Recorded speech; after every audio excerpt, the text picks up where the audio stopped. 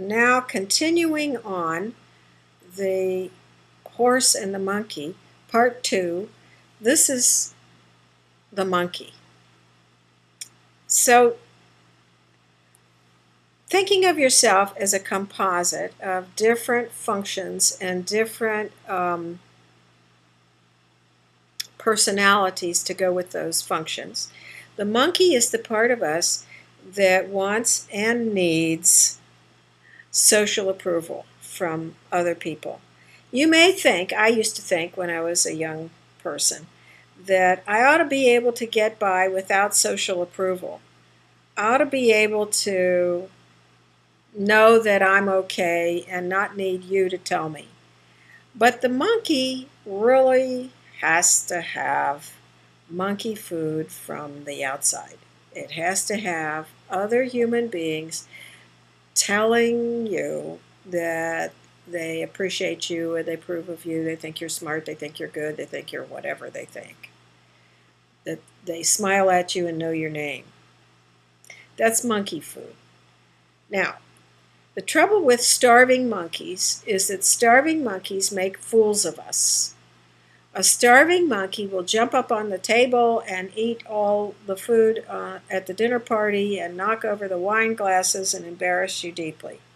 What I mean by that is just that when your monkey self isn't getting enough approval from other human beings, it will talk too loud, talk too much, grab the center of attention, or the reverse, not be able to talk at all and be a wallflower and can't get yourself to go to the party or to the gathering or something at all because you feel so bad and shy and terrible.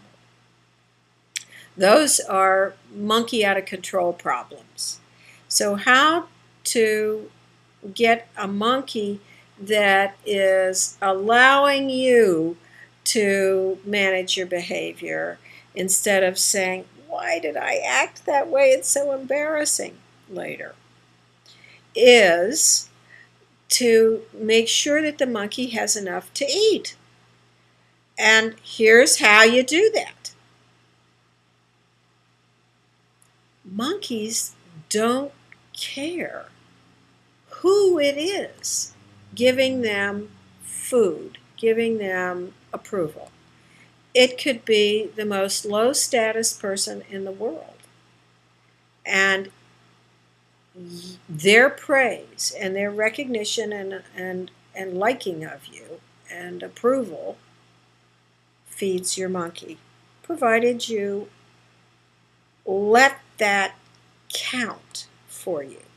So, for example, let's say that there's a social activity or a church near you that you could go to, and the folks there have less social standing than you, less education maybe, less personality, less money, less something, so that you feel like you have a little more status than they do. So it's easy for you to walk into that place.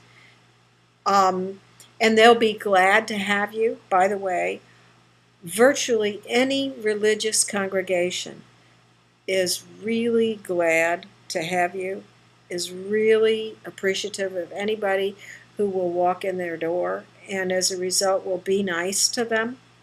Another place is like 12-step programs, volunteer groups. So you pick one of these and you go to the place and you be nice to the people and you introduce yourself, and they'll be so grateful and they'll say nice things to you and how glad they are that you're there and how aren't you cool and so forth. And letting yourself take in their approval rather than saying to yourself, well, that doesn't count because they're just low life, or they're just no goods, or they're just the derelicts, or the dregs of society, or whatever you might say. Don't say that. Instead say, oh, they like me. Isn't that great? And That's good for my monkey, and I'm going to go back and make sure that my monkey gets well fed. And when your monkey is well fed, it will not embarrass you. And that means that you will have control over your behavior in social situations that do matter to you. All right, that's fine.